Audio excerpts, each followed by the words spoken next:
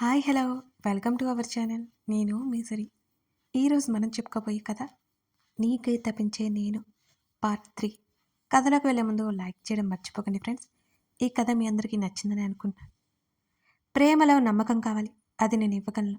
ప్రేమలో ధైర్యము కావాలి, అది కూడా నేను ఇవ్వగలను. నా స్పర్శలో నీకు ధైర్యం కలగలేదా? భద్రత కావాలి, అది కూడా నేను కల్పించగలను. నా కౌగిలిలో నీకు ఆ భద్రత అనిపించలేదా? యజ్ఞ, నువ్వు చెప్పవే అని ప్రతిమ అనడంతో, yes sir, John with us. ఇప్పటి వరకు అతను ఎవరి పిలుపు కోసమైతే ఆగాడో ఆమె నోటి నుంచి ఆ పిలుపు రాగానే అతని మనసు సంతోషంతో ఉరకలు వేసింది. యా ష్యూర్, నవ్వుతూ చెప్పాడు రిషినందన్. హలో. అప్పుడే అక్కడికి వచ్చి అందరినీ విష్ చేసింది ఒక అందమైన అమ్మాయి. హాయ్. వర్షిత్ పల్లికిలించాడు. ఛీ, వీడు మారడు, ప్రతిమ మనసులోనే అనుకుంది. నా పేరు కోమలి, న్యూ జాయినింగ్, నవ్వుతూ చెప్పింది కోమలి. అందరూ చిన్నగా నవ్వి విష్ చేశారు. రిషి వైపు చూస్తూ హలో సార్ అని షేక్ హ్యాండ్ ఇచ్చింది కోమలి. నమస్తే. కోమలి వైపు చూసి యజ్ఞ వైపు చూస్తున్నాడు రిషి. షేక్ హ్యాండ్ కూడా ఇవ్వలేదేంటి రిషి గారి అమ్మాయికి అనుకుంటూ చూస్తోంది యజ్ఞ. అందరూ ఆఫీస్ నుంచి బయటికి నడిచారు. రిషి, రిషి సార్, రిషిని పిలిచింది కోమలి. అతను ఆగి ఏంటన్నట్టు చూశాడు. కాఫీకి వెళ్దామా సార్ అని అంది. అలాగే సీరియస్గా చూశాడు రిషి. ఇక్కడ కొత్త, నాకు సరిగ్గా ఎవరూ తెలియదు, అందుకే. అతని చూపుకి ఎందుకో భయపడింది కోమలి. నేను కూడా నీకు కొత్తే కదా. ఏం చెప్పాలో అర్థం కాలేదు కోమలికి. అతను అలా అడగడంతో ఆమె చేతులు నలుపుకుంది. రిషి కమ్ ఫాస్ట్, వర్షిత్ అరిచాడు. ఓకే మిస్, కోమలి అంది. కోమలి, నేను వెళ్ళాలి. వెనక్కి చూడకుండా వెళ్ళిపోయాడు. ముఖం వేనర్ తీసుకుని తన డెస్క్ దగ్గరికి వెళ్ళింది బ్యాగ్ తెచ్చుకోవడానికి కోమలి. హరిత స్కూటీ మీద కూర్చుంది యజ్ఞ. ప్రతిమ దిక్కులు చూస్తుంది. ఇప్పుడు వేస్ట్ క్యాండిడేట్తో వెళ్ళాలా మనసులోనే అనుకుంది ప్రతిమ. అవును, పళ్ళు పటపట నూరుతూ అన్నాడు వర్షిత్. మిగతా వాళ్ళు నవ్వుకున్నారు. కొంపదీసి నేను మనసులో అనుకున్నది విన్నాడా ఏంటి? కొంపదీసి బయటకనేసానా ఆలోచిస్తున్నట్టు ముఖం పెట్టింది. కొంప తీయకుండానే అన్నావు అని ఉరిమి చూశాడు వర్షిత్. హిహిహి సారీ అని అతని బైక్ మీద ఎక్కింది. రిషి మాత్రం సింగిల్గానే బయలుదేరాడు. తన ప్రియసఖి తనతో పాటు ప్రయాణిస్తే బాగుండు అనుకున్నాడు రిషి. కానీ అతని ఆశ ఆశగానే మిగిలిపోయింది మరి. షాపింగ్ మాల్కి వెళ్ళారు. మాల్ ఫుల్ బిజీగా ఉంది. 2 గంటల పాటు షాపింగ్ చేశారు అమ్మాయిలు. రిషి మాత్రం యజ్ఞనే గమనిస్తున్నాడు. ఆమె ఏమీ తీసుకోలేదు, మౌనంగా చూస్తోంది. అతనే ఆమెకు ఒక చీర తీసుకుని తన దగ్గరే పెట్టుకున్నాడు. అక్కడి నుంచి డిన్నర్కి రెస్టారెంట్కి వెళ్ళారు అందరూ. ఎవరో ఆర్డర్ ఇచ్చిన ఫుడ్ వారికి వచ్చింది. యజ్ఞ, నువ్వు నాన్ వెజ్ తినవా అని హరిత అడిగింది. నో అంది యజ్ఞ. ఎందుకు? మిగతా వారు ఆమె ఏం చెప్తుందా అని చూస్తున్నారు. మేము బ్రాహ్మణులం బదులిచ్చింది నవ్వుతూ. మిగతా వారు షాక్ అయ్యారు. వర్షిత్ జాలిగా చూశాడు రిషి వైపు. రిషి మాత్రం అదేమీ తనకు సంబంధం లేనట్టు తింటున్నాడు. మేయడంలో బిజీ అయిపోయారు అందరూ. వెజ్ బిర్యానీ వావ్, యజ్ఞ ప్లేట్లోది స్పూన్తో తిన్నాడు రిషి. ప్రతిమ హరిత పట్టించుకోలేదు. ఏదో మాట్లాడుకుంటుండో ఉన్నారు కానీ వర్షిత్ మాత్రం ఫుల్ షాక్ అయ్యాడు. అతను యజ్ఞ వైపు చూశాడు. ఆల్మోస్ట్ యజ్ఞ కూడా అదే స్థితిలో ఉంది. రిషి మాత్రం మటన్ బిర్యానీ తింటున్నాడు మరోవైపు. కొంతసేపటికి ఆశ్చర్యం నుంచి బయటపడింది. రిషి వైపు అలాగే చూసింది కాసేపు. ఫ్రెండ్స్ ఇలాగే కదా ఉంటారు, తనలో తాను అనుకుని తినడం ప్రారంభించింది యజ్ఞ. అందుకే రిషి తన దగ్గర చొరవగా ఉన్నాడు. యజ్ఞ తినడం ఓరగా చూసి రిషి నవ్వుకున్నాడు. మా ఇల్లు పక్కనే, నేను వెళ్ళిపోతాను. రిషి సార్, యజ్ఞని ప్రతిభని జాగ్రత్తగా తీసుకెళ్ళండి. మీరు అక్కడే కదా రిక్వెస్ట్ చేసింది హరిత. షాక్ అయింది యజ్ఞ. ఇప్పుడు రిషి గారితో వెళ్ళాలా?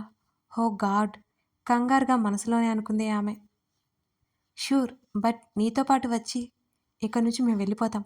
ఈ టైంలో ఒంటరిగా ఎందుకు? ఆ మాట రిషి అనగానే రిషి బైక్ ఎక్కాలంటే ఏది తెలియని బిడియం. వణుకుతున్న చేతులతో 2 చేతులు చుట్టుకొని తనకు తాను ధైర్యం చెప్పుకొని ఎక్కి కూర్చుంది రిషికి కాస్త దూరంగా యజ్ఞ. ఎక్కలేని ఆనందమైతే రిషి ముఖంలో కొట్టొచ్చినట్లు కనబడుతోంది. హరితని వాళ్ళ ఇంటి దగ్గర వదిలి తమ క్వార్టర్స్ వైపుకి మళ్లించాడు వర్షిత్ రిషిలు. బైక్ దిగాక థ్యాంక్స్ అండి అని చిన్నగా చెప్పి లోపలికెళ్ళిపోయింది యజ్ఞ. ఆమె రిషి వైపు కూడా చూడలేదు. వర్షిత్ వంట పూర్తి చేసి హాల్లోకి వచ్చాడు. రిషి ఏదో ఆలోచనలో ఉన్నాడు. వీడేంటి ఇంత గాఢంగా ఆలోచిస్తున్నాడనుకుని, నాన్న రిషి త్వరగా వస్తే తిందాంరా, కడుపులో ఏవో శబ్దాలు రిషి వైపు చూస్తూ చెప్పాడు వర్షిత్. అసలు పట్టించుకోలేదు రిషి. ఏమైందిరా, ఎందుకంత దీర్ఘంగా ఆలోచిస్తున్నావు? రిషి భుజం మీద తట్టి పక్కన కూర్చుని అడిగాడు. అతను అప్పుడు తేరుకుని యజ్ఞ గురించి అని బదులిచ్చాడు రిషి. రే, పిచ్చి పిచ్చిగా మాట్లాడుకో. అసలు ఇప్పటివరకు తను ఎవరో, ఎందుకు అలా ఉంటుందో తన గురించి ఏం తెలియదు నీకు. అలాంటిది తన్ని ఇష్టపడుతున్నావా? అవన్నీ నాకు తెలియదు, కానీ తన బాధను పోగొట్టి తనతో సంతోషంగా ఉండాలనుకుంటున్నా అన్నాడు రిషి. రేయ్, ఏం మాట్లాడుతున్నావు? అమ్మాయి అందంగా ఉందని చెప్పట్లేదు. ఆమె మనసు అందం చూశాను. దానితోనే నా జీవితం. ఎందుకో నాకు బాగా నచ్చిందిరా. ఆ మాటలు చెప్తున్నప్పుడు చిన్న నవ్వు అతని పెదాల చాటు నుంచి బయటకొచ్చింది. రిషి, ఆర్ యు ష్యూర్ అని వర్షిత్ అడిగాడు. అని రిషి నిలువుగా తల ఊపాడు. ఒకసారి యజ్ఞని చూడాలని ఉంది. బాల్కనీలోకి వచ్చి రైలింగ్కి అనుకుని యజ్ఞ వాళ్ళ బాల్కనీ ఒక చూస్తున్నాడు. ఏంటి ఈ టైంలోనా? ఆశ్చర్యంతో నోరు తెరిచాడు వర్షిత్. రిషి నవ్వాడు. ఇదిగో, ఇలాంటివి చెప్తే అసలే పసిపిల్లాన్ని, గుండె ఆగిపోదురరే నాకు, నీకు దండంరా బాబు అని చేతులెత్తేశాడు వర్షిత్. వెళ్ళంలే, నువ్వు వెళ్ళి పడుకో. వర్షిత్కి సర్ది చెప్పి ఏదో ఆలోచిస్తూ ఉండిపోయాడు రిషి. వర్షిత్ వెళ్ళిపోయాడు. గంటపాటు అక్కడే కూర్చుని లోపలికి వెళ్ళబోయేంతలో యజ్ఞ వాళ్ళ డాబా మీద ఎవరో ఉన్నట్టుగా అనిపించి ఆశ్చర్యపోయాడు రిషి. వెంటనే యజ్ఞ దగ్గరికి వెళ్దామని వాళ్ళ ఇంటి ముందుకు వెళ్ళి లోపలికి వెళ్ళబోయి ఆగి, ఈ టైంలో ఇప్పుడు వెళ్ళడం బాగోదేమో అనుకుని, యజ్ఞ వాళ్ళకి ప్రాబ్లం అవుతుందనుకుని శబ్దం చేయకుండా డాబా మీదకి వెళ్ళి చివరి మెట్టు మీద నిలబడి తొంగి చూశాడు రిషి. ఎవరు అటువైపుకి తిరిగి ఉన్నారు. వెన్నెల కూడా ఎక్కువగా లేదు. సన్నగా ఏడుపు వినిపిస్తుంది. ఎందుకు ఏడుస్తుందో అర్థం కావడం లేదు అతనికి. అది అమ్మాయి గొంతని అతనికి అనిపించింది. అక్కడ ఆగి చూస్తున్నాడు రిషి. ఆ అమ్మాయి వైలిన్ తీసి మెల్లిగా ప్లే చేస్తుంది. మరచిపోయి వింటున్నాడు రిషి. కాసేపటికి ప్లే చేయడం ఆగి పోవడంతో అతను తేరుకున్నాడు. ఆ అమ్మాయి చేతిలో వైలిన్ కింద పడిపోయింది. పెద్దగా ఏడుస్తూ ఉంది. ఎంతలా అంటే వెక్కిళ్ళు ఎక్కువగా వస్తున్న శబ్దం కూడా వినిపిస్తుంది రిషికి. రిషికి కూడా కళ్ళల్లో నీళ్లు తిరిగాయి. నువ్వు నన్ను చూస్తూ ఉంటావు కదా. లేదు లేదు, నేను ఏడవట్లేదు, నిజంగా ఒట్టు, ఆ అమ్మాయి ఆకాశంలోకి చూస్తూ చెప్పింది. ఆ గొంతు ఎవరిదో అర్థమై ఆశ్చర్యపోయాడు రిషి. బాధతో అతని కంట్లో నుండి నీరు నెమ్మదిగా బయటికి వచ్చి చీకట్లో కలిసిపోయింది. అదిగో చూడు, నేను నవ్వుతున్నాను, నవ్వుతూనే ఏడుస్తూ మాట్లాడుతోంది యజ్ఞ తన తల్లితో. పూర్తిగా పైకి వచ్చి పిల్లర్ చాటుగా ఉండి చూశాడు. యజ్ఞ ముఖం కనిపించింది మస్క వెలుతురులో.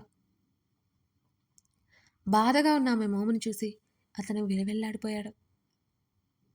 ప్రియసకి మోము విచ్చుకొనకపోగా నెచ్చెలి కన్నుల వెంట కన్నీరు రాగా గుండెల్లో శరములై గుచ్చుకున్నాయే. మదిలో కలవరం మొదలాయే. ఇది ప్రేమ పిచ్చు తెలియదు కానీ మది భారమైపోయేనే. ఆమె ప్రవర్తన చూస్తే అతనికి భయం వేస్తుంది. ఆ క్షణం అలా ఉంది. గట్టిగా ఆమెను హత్తుకొని ఓదార్చాలని అతనికి అనిపించింది. అది కష్టం మీద ఆగిపోయాడు రిషి. అమ్మా, ఇవాళ బాగా గుర్తుకొస్తావు నువ్వు.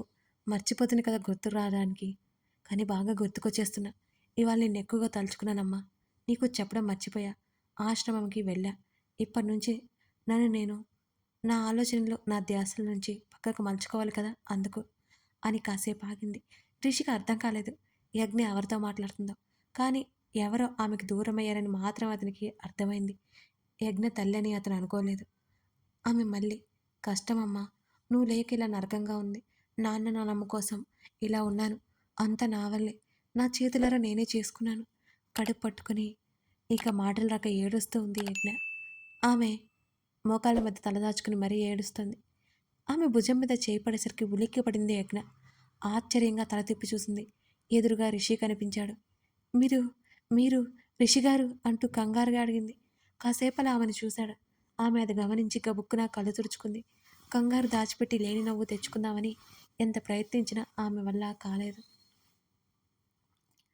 గట్టిగా యజ్ఞని హత్తుకున్నాడు రిషి. ఆమె ఆశ్చర్యపోయింది. వెంటనే తేరుకుని అతన్ని నెట్టివేసింది. అది ఆమె వల్ల కావడం లేదు. నిన్ను వదిలి ఉండలేను అన్నట్టు ఉంది ఆ కౌగిలి. రిషిగారు, ఏంటిది? వదలండి! అతన్ని విడిపించుకుంటూ గట్టిగా చెప్పింది యజ్ఞ. అతనేం మాట్లాడలేదు. అతని కన్నీరు ఆమె మెడను తాకుతున్నాయి. రిషి, వదులు! ఈసారి ఆమె గట్టిగా చెప్పింది కోపంగా. వదిలి ఆమెకు ఎదురుగా కూర్చున్నాడు. ఆమె వైపే చూస్తూ, ఏంటిది? చిరాకు కలగలిపిన స్వరంతో అంది యజ్ఞ. ప్రేమ, నీ మీద ప్రేమ ఎక్కువై. రిషి నవ్వుతూ బదిలిచ్చాడు. ఆశ్చర్యంగా చూస్తూ, ఏం మాట్లాడుతున్నారు అని అడిగింది యజ్ఞ. నువ్వు మరీను తెలియనట్టు అని ఆమె బుగ్గలాగాడు రిషి. నోరు తెరుచుకొని చూస్తుంది యజ్ఞ అతన్ని బుగ్గ మీద రుద్దుకుంటూ.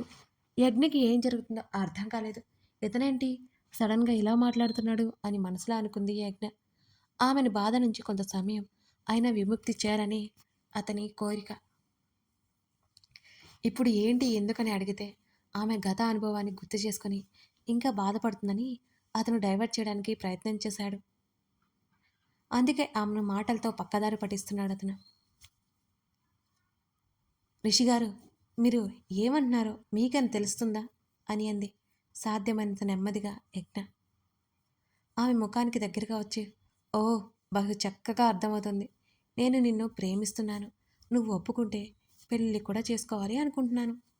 ఆమె కళ్ళలోకి చూస్తూ చెప్పాడు రిషి. ఆమె కళ్ళు పెద్దవయ్యాయి. ఇది బహుదాశ్చర్యంతో అని అర్థమవుతుంది. కాసేపటి మౌనం తర్వాత, నా గురించి ఏం తెలుసు మీకు? ఎలా అంటున్నారు అని అడిగింది యజ్ఞ. తెలుసుకోవాల్సిన అవసరం నాకు లేదు. నువ్వు అర్థమవుతుందా? నువ్వు మాత్రమే నాకు కావాలి.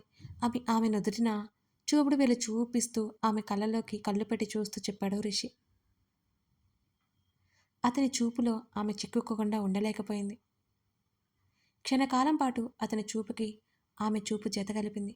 కేవలం అంటే కేవలం క్షణకాలం మాత్రమే.